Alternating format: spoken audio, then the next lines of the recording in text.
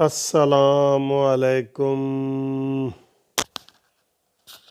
پیارے دوستو، بھائیو، عزیزو، کیسے ہو؟ خیریت ہے؟ امید ہے آپ ٹھیک ٹھاک ہوں گے۔ میں بھی خیر خیریت سے ہوں اور ٹھیک ٹھاک ہوں۔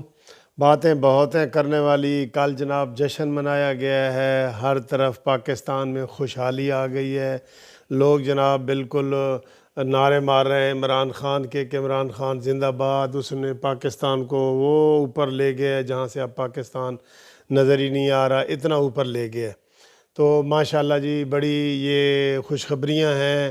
ہر طرف عطاءاللہ عیسی خیلوی گانے گا رہا ہے، ابرار الحق گانے گا رہا ہے، اور ہر طرف جناب خوشخبریاں ہیں۔ تو ہم بڑے خوش قسمت ہیں کہ عمران خان کے دور میں پاکستان میں جی رہے ہیں جی، ٹھیک ہے نا۔ ہم بڑے خوش قسمت ہیں، یقین کریں کہ ہم عمران خان کا دور ہمیں نصیب ہوا ہے۔ عمران خان کہتا تھا کہ جب لوگ آج کہتے ہیں نا ہم جی قائد اعظم کے ساتھی ہیں اور ہم نے قائد اعظم کے ساتھ کام کیا ہے، کہتا ہے اسی طریقے سے لوگ یاد کریں گے کہ عمران خان کے ساتھ کام کیا ہے۔ اچھا، عمران خان کی تقریر کے حوالے سے بھی بہت سی باتیں ہیں جو میں ڈسکس کرنا چاہتا ہوں، لیکن اس وقت جو آپ کے سامنے میں ڈسکس کر رہا ہوں نا، وہ یہ باتیں بعد میں کروں گا کہ عمران خان نے فوج کے حوالے سے کیا کہا ہے، کس طرح فوج کے پیچھے چھپ رہا ہے اور اپنی باتیں اور یہ وہ سارا۔ اس وقت انتہائی گمبھیر صورتحال یہ ہے کہ جو پاکستان کو کل پھر برطانیہ کا اجلاس ہوا اور انہوں نے پاکستان کو ریڈ لسٹ سے نہیں نکالا۔ کیوں نہیں نکالا، یہ آپ کو ہم وجہ بتاتے ہیں۔ پاکستان ابھی بھی آپ دیکھ لیں کہ جو کرونا پھیل رہا ہے انڈیا ویرینٹ، تو انڈیا والوں کو اجازت مل گئی ہے کہ وہ یو کے جا سکتے ہیں، آ سکتے ہیں، ٹھیک ہے، لیکن پاکستان میں ابھی بھی اس کی پابندی ہے۔ اور ہمارے کئی دوست جو ہیں وہ ہمیں فون کر کے کہہ رہے ہیں کہ سر جی یہ ہم کیا کر رہے ہیں۔ کل پاکستان نے بھی شکوہ کیا ہے کہ جی ہمیں کیوں نہیں اس میں سے نکالا جا رہا، ٹھیک ہے۔ بات یہ ہے دوستو، بات یہ ہے کہ اس کی وجوہات میں آپ کو بتاتا ہوں کیوں نہیں نکالا جا رہا۔ کیونکہ یہاں حکومت ٹوٹلی فیل ہو چکی ہے، ٹوٹلی۔ دو مین وجہ ہیں جس سے نہیں نکالا جا رہا ہے، دو، باقی تو حکومت فیل ہی فیل ہے نا۔ دو مین وجہ ہیں۔ ایک وجہ یہ ہے کہ ادھر جو بھی مرتا ہے، یہ سن لے، ہسپتال میں جو بھی مرتا ہے اس کا ڈاکٹر گورنمنٹ جو ہے وہ رپورٹ بنا کے اس کو کرونا ڈکلیئر کرتی ہے کہ یہ کرونا سے مرا ہے، چاہے ہارٹ اٹیک سے مرا ہو، کینسر سے مرا ہو، پھیپھڑوں کے مرض سے مرا ہو، جس مرضی ٹی بی سے مرا ہو، وہ یہ کہتے ہیں کہ یہ کرونا سے مرا ہے، اور اس کا پھر سرٹیفکیٹ تیار کیا جاتا ہے اور اس کا کلیم پھر WHO ہیلتھ اداروں سے، امریکہ برطانیہ سے کیا جاتا ہے، اور ان کو پھر 4 لاکھ ڈالر جو ہے وہ اس ڈیڈ باڈی کا ملتا ہے، جو اب غریب لوگوں کو نہیں ملتا جن کے مر رہے ہیں، اصل بھی جن کے کرونا سے مر رہے ہیں ان کو نہیں ملتا۔ تو یہ جناب ان کو پھر یہ گورنمنٹ میں جمع ہو جاتے ہیں گورنمنٹ میں، اور اس طرح عمران خان نے ایک چندے کا یہ نیا راستہ کھولا ہے۔ یہ ایڈمیٹڈ فیکٹ ہے، یہ سارے آپ کو جو ہے نا، یہ ہر طرف سے آواز اس کی آ رہی ہے۔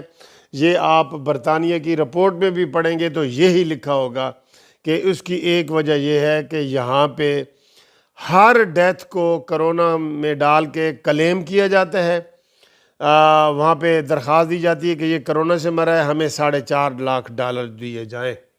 وہ پھر حکومت کے خزانے میں 4.5 لاکھ روپے ڈالر مل رہا ہے، جو حکومت اس طرح، یہ چندے کی ایک نئی شکل، چندے کے لوگ آئے ہیں نا، تو چندے اس طرح بھی جمع ہوتے ہیں۔ اس طرح پہلے زندگی میں کبھی کسی نے چندہ نہیں جمع کیا ہوگا، ٹھیک ہے۔ دوسری وجہ سن لیں، مین وجہ، لوگوں کو پہلے یہ صرف کراچی میں تھا، اب پورے پاکستان میں ہے، پنجاب میں خاص طور پہ، پورے پاکستان میں نادرا والے جو ہیں، نادرا والے وہ سرٹیفکیٹ جاری کر رہے ہیں کہ بھئی یہ منصف میرے پاس آیا ہے، اس کو کرونا کی وہ انجیکشن سائنو فارم لگی ہوئی ہے، اور یہ لیں جی سرٹیفکیٹ۔ اس سرٹیفکیٹ کا یہ 4,000 روپے تک وصول کر رہے ہیں۔ یہ معتبر ذرائع سے آپ کو بات بتا رہا ہوں، کوئی ٹیکہ نہیں لگا، کوئی انجیکشن نہیں لگا، اور نادرا والے جو ہیں وہ 4,000 روپیہ سرٹیفکیٹ جاری کرنے کا لے رہے ہیں۔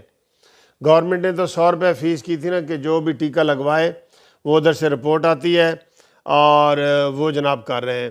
تو یہ ڈرامے کیے جا رہے ہیں۔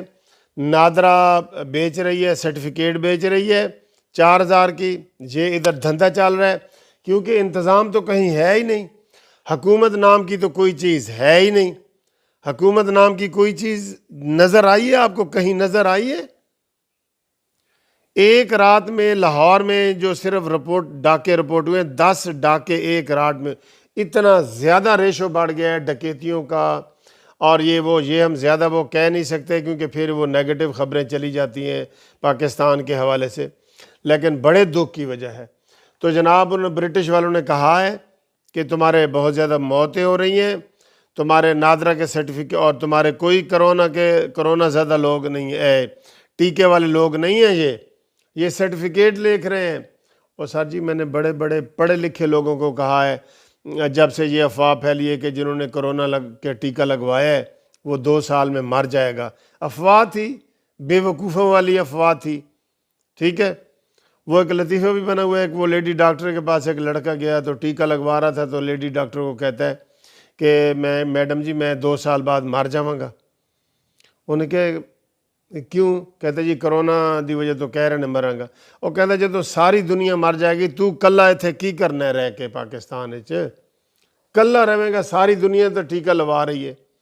تو بات یہ ہے کہ یہ جہاں پہ کوئی انتظامیہ نہیں ہے، یہ جتنے آپ ٹی وی پہ دیکھ رہے ہیں جی گریٹر پارک کا واقعہ، فلانا واقعہ، چنگ جی کا واقعہ، فلانا، کوئی ملزم گرفتار نہیں آ رہا ہے۔ فیاض الحسن چوہان نے دعویٰ کیا تھا کہ وہ چنگ جی کے اوپر جس نے بدتمیزی کی تھی لڑکے نے ایک، وہ پکڑا گیا ہے، کوئی نہیں پکڑا گیا۔ فیاض الحسن چوہان تو پرلے درجے کا جھوٹا انسان ہے۔ فیاض الحسن چوہان پرلے درجے کا جھوٹا انسان، یہ فردوس عاشق اوان سے بھی آگے ہے، جو میری ماسی ہے نا، اس سے بھی یہ آگے نکلا ہوا ہے۔ یہ تو ایسے ہی کہہ دے گا کہ جناب وہ میں نے دیکھا تھا کہ نواز شریف ادھر رائیونڈ میں پھر رہے تھے، رات کو آئے تھے تو صبح پھر چلے گئے، میں نے خود، وہ کہہ گا میں نے خود دیکھی ہیں ان کی تصویریں۔ تو یہ اتنا بڑا جھوٹا انسان ہے یہ، تو یہ اس لیے اس کو پھر دوبارہ انہوں نے وزیر اطلاعات لگا دی ہے۔ بات ادھر ادھر ہو رہی ہے، ہمیں افسوس ہے کہ ہمیں ریڈ لسٹ میں رکھا گیا ہے اور ہمیں وہاں سے نہیں ہٹایا جا رہا ہے۔ لاکھوں لوگ اس سے متاثر ہو رہے ہیں، نہ کوئی ادھر سے آ رہا ہے نہ کوئی یہاں سے جا رہا ہے۔